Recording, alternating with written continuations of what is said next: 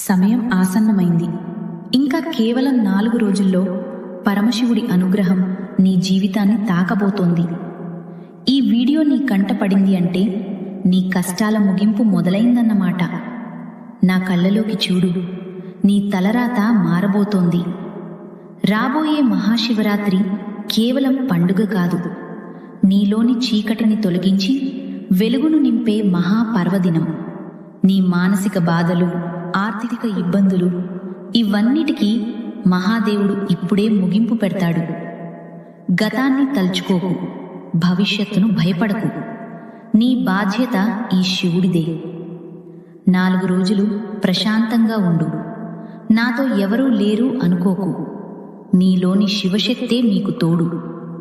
ఎంత పెద్ద కష్టమైనా ఈ శివరాత్రిలోపే మంచులా కరిగిపోవాల్సిందే. నమ్ము. ఓం నమః శివాయ.